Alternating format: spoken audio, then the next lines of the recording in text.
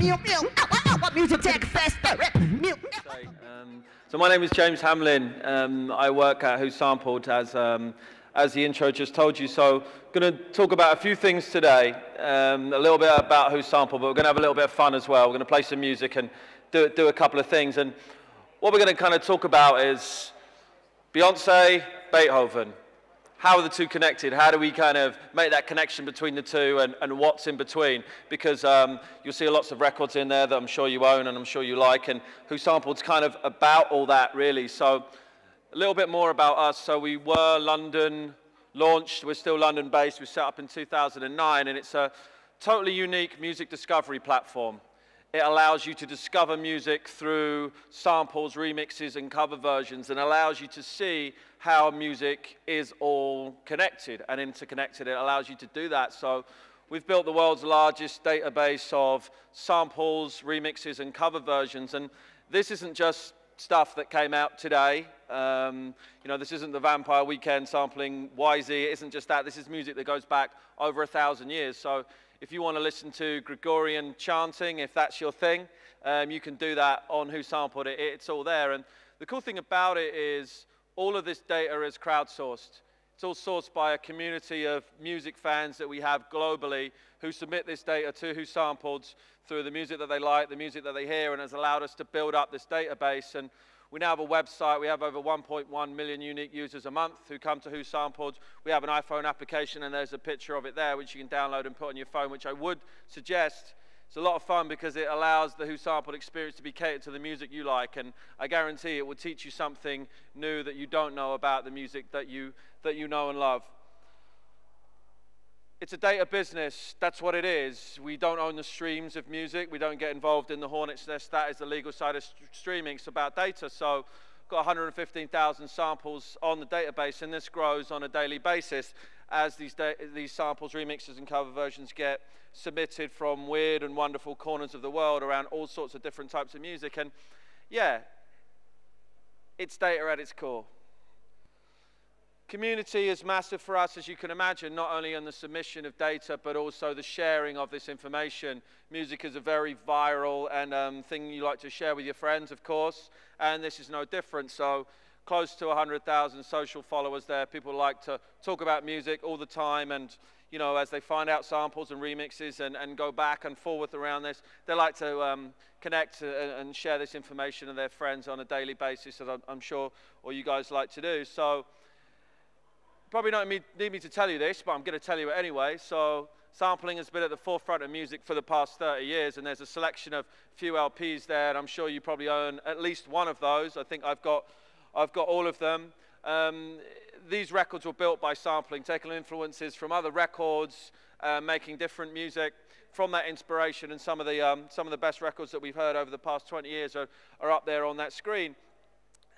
As we've gone past the last, say, 1980, 33 years, I guess, this curve shows the amount of samples that were used based on the years that the records were released, right? So if you look back at 1980 in terms of samples that are being used in records, it wasn't very many, right? But then the curve started to go up, and a few things happened along the line. So if you look at some of you might not be able to see this. This is quite small. I appreciate that. We'll zip through it. That's a picture of the Jam. They on Start, they resampled Taxman by the Beatles, and that was one of the first things that kind of got this stuff kind of started. As I was a kid, one of my first things I became aware of around sampling was in 1986. One of my favorite bands as a kid was Run DMC. They sampled Aerosmith. Aerosmith at the time were a pretty washed up band that nobody really gave much about. They sampled Aerosmith off the Ultimate Breaks and Beats records. Back came Aerosmith. Run DMC went global, and the rest was history from then on. It kind of continued on around about 1988 is probably the dawn of dance music. That's a picture of Bernard Sumner from New Order.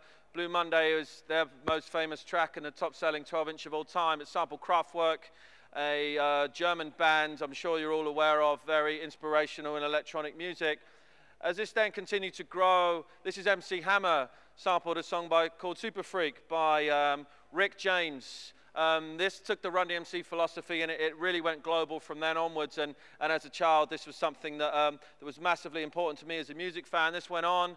As we start to get into the early 90s, we had a sampling culture, which then increased massively of people sampling all sorts of different things, rock, jazz, and I guess the poster child of that is a picture of RZA from the Wu-Tang Clan, who was kind of the forefront of this digging in the crates culture of hip-hop, which took sampling on to a different level. And as you can see, the numbers start to grow from there. This is Goldie, 1996, drum and bass, another type of music that was formed around about then, based around a record called Amen Brother by the Winstons, been sampled over 1,000 times.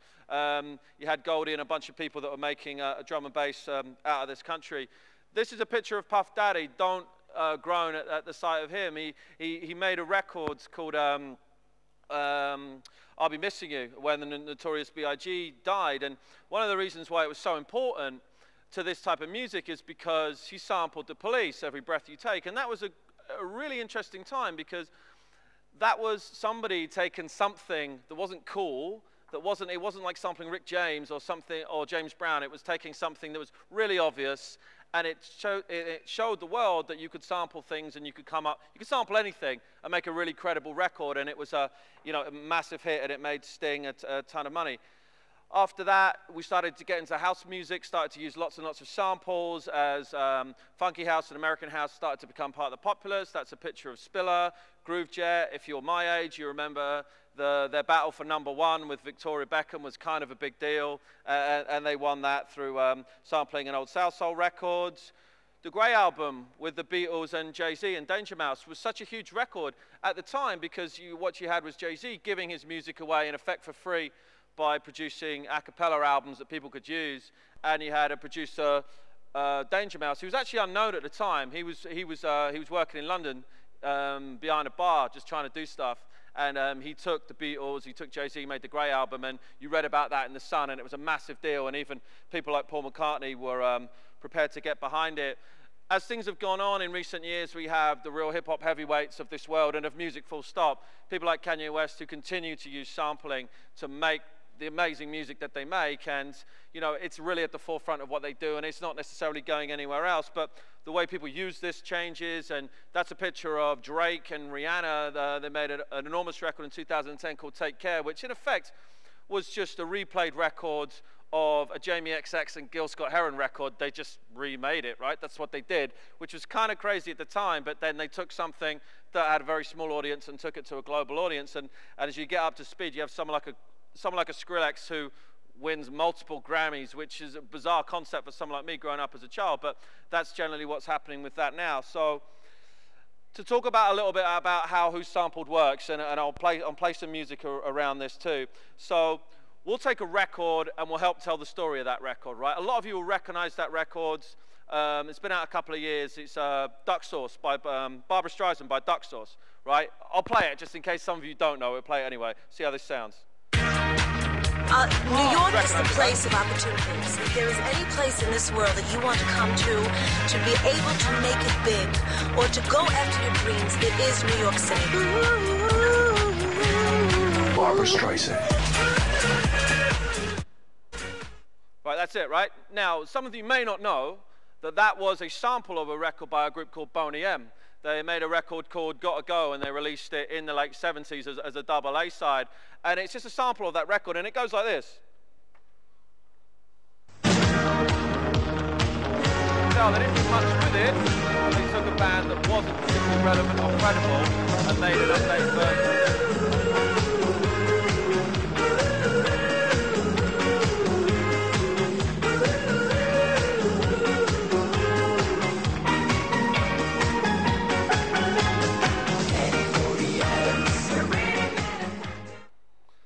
A bunch of you would have known that already, but I guarantee one thing you wouldn't have known was that song itself was a remake of a track called Night Train, made by a guy called Hallo Bimmelbahn.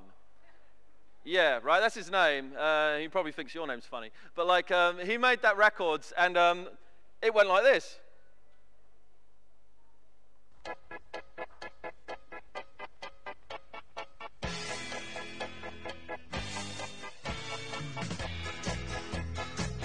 Wait for it.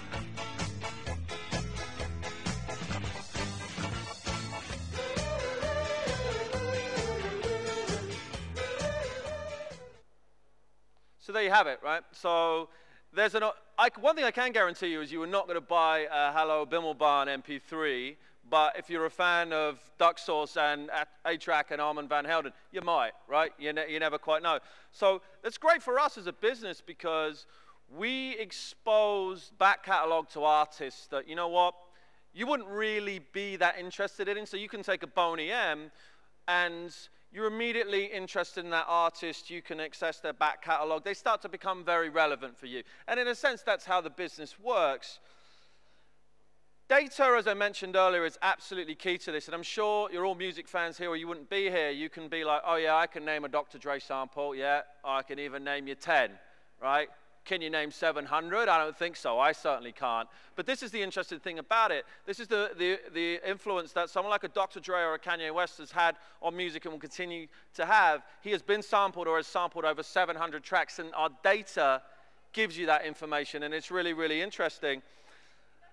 Modern music, in a sense, has two bedrocks. My opinion, you may not share it, but the Beatles have been covered over 2,000 times by various different artists, and James Brown has been sampled over 2,500 times, the godfather of hip-hop and everything that came from that. Again, it's a data piece. And, you know, let's not forget, this isn't just, you know, people that know about EDM and hip-hop and sampling and stuff that kind of care about this stuff.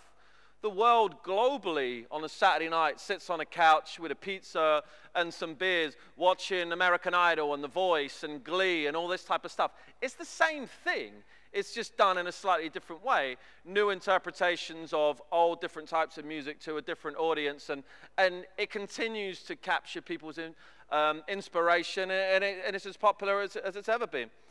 So we'll close this off and we'll have a bit of fun here, and we'll kind of expose the database and what it can do. So we're going to talk about how Beyonce can be connected to Beethoven. And no, it's not because they buy their clothes from the same place. It's not that. It's something a little bit different. So let's kind of talk through the data and how it works. So let's start with Beethoven. One of his most famous songs was Symphony No. 5, which came out in 1804. It went like this. I'm sure you've all heard it before. Hold on. Sorry? Really? Okay. I got my information from Wikipedia, right? So I don't know how it could possibly ever be wrong, but thank you for jumping in and correcting me on that. So let's start with Ludwig van Beethoven in 1808, whatever it was. This came out, and this has been sampled in 92 records, right? And it's been covered 19 times. And probably the most famous cover, kind of remake of it was this one.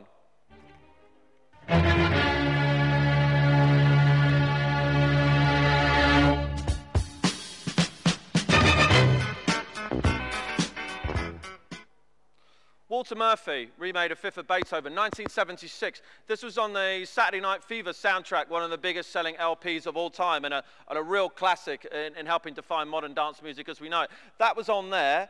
And then from then, this record was then sampled over 7 times, most famously on this record. Yo.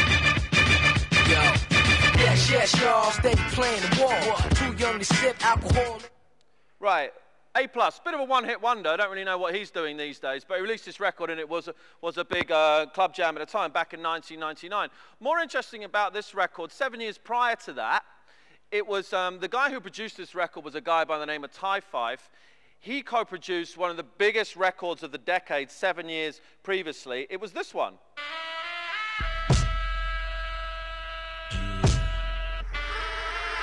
All I wanna do is zoom, and a boom, boom. Right? He produced that, and he co-produced it with a guy called Teddy Riley, who was a massively influential producer, helped create, in a sense, modern R&B as we know it, swing beat and New Jack Swing. Over 450 samples on a database used by Teddy Riley. It was also co-written by a guy by the name of Pharrell Williams, who went on to become half of the Neptunes, and he has 145 samples on WhoSampled, so tons and tons of data around him. So, as you heard it previously, this song was built around a sample, which was this one.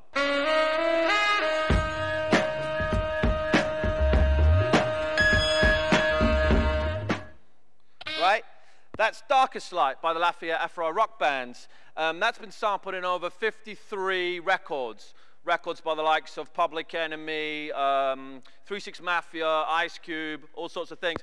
But probably most recently in 2006, it was sampled in a record by this bloke. What you want me to do? I'm sorry.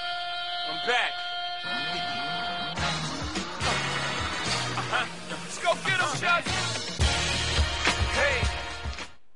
Right, I think you know where we're going with this. So he sampled this in his track, Show Me What You Got, came out in 2006. Jay-Z on Who Sampled 1,139 samples, lots and lots of output, and produced by a guy called Just Blaze, as you heard him shout out that 302 samples on Who Sampled. I think you know where we're going with this. Jay-Z, before they were hooked up, allegedly, did a track with Beyonce, did several. One of them was this one. You ready, B? Let's go get him. Bonnie and Clyde, 2003, from his Gift and the Curse LP, or as some people call it, The Curse. It came out before they were married, and then of course it ends up with the connection to Beyonce, as we started off with. 713, homie, I've been on. Yeah, we've been here and y'all show been gone. Screwed up, Captain still repping the South, and can't none of y'all cutting it off. I'm alive, make them South. I've Been On by Beyonce, right? It's the H-Town remix, and I'm sure a bunch of you heard it. It's amazing, and one of the interesting things about that, and we'll stop the journey at this point, but we can go off. It's she in that record talks about how she used to listen to UGK when she was a kid, and she has Willie D and Scarface and Slim Thug and Bun B on the record, and it can go off in any of those directions with any of those guys. So, look, that's one story, and the cool thing about this service is you can set your own, right? You can go write your own story, find out your own story, and take this music in whatever direction you want to, and I strongly advise that you do that. It's a fascinating topic, and you know, something that I spent my life as a kid going around car boot sales and stuff doing. I don't do that anymore. I use this iPhone application.